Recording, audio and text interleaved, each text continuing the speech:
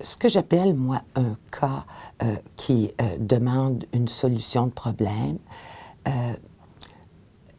c'est ce qui est généralement utilisé dans les écoles de gestion. Hein. Si on regarde les catalogues, les plans de cours, c'est habituellement la méthode utilisée. Et on voit un peu en quoi elle consiste. L'étudiant, soit par un texte écrit, par un documentaire, peu importe le moyen, mais un étudiant est mis en présence d'une situation le mieux décrite possible, et puis d'un problème qui se présente et qui est à régler. Et la question typique, que feriez-vous à la place de Robert? Hein? Alors ça, c'est classique. C'est tellement classique que je me souviens d'avoir vu dans certains appels de propositions pour des conférences ou pour des publications de cas qu'on écrive à l'exclusion des cas qui ne proposent pas un problème à régler.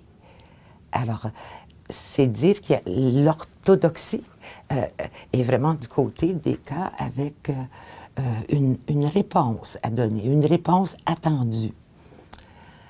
L'autre, je pourrais dire que moi, dans mes enseignements, donc, c'est surtout management, habileté de direction, où j'ai utilisé ce genre de cas. Par ailleurs, j'enseigne aussi le leadership. Et le leadership, la façon dont nous l'entendons dans l'équipe de professeurs avec laquelle j'ai travaillé, c'est cette portion d'exercice du pouvoir qui tient à la personne elle-même. Leadership, leader. Il y a toutes sortes de façons de détenir du pouvoir, mais il y en a une sorte qui tient à la personne elle-même et à l'écho qu'elle trouve chez les autres. Alors, partant de cette définition, nous avons beaucoup travaillé à écrire des récits de vie de leader, c'est-à-dire à utiliser une des approches biographiques. Hein, le récit de vie n'est pas la seule, mais nous avons beaucoup utilisé le récit de vie. Quand j'ai commencé, il en existait déjà un peu, parce qu'à Harvard, en particulier avec Zalesnik, il y avait des cas de ce genre qui avaient été développés.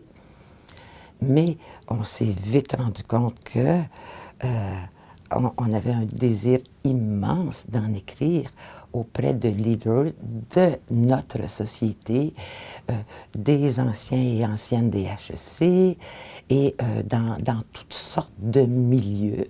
Parce qu'à HEC, tout de même, on n'enseigne pas seulement la gestion de l'entreprise privée avec des actionnaires.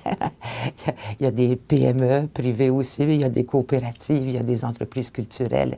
Alors, on a procédé à la rédaction de cas de type récit de vie, je dirais, avec beaucoup d'enthousiasme. Et ça nous a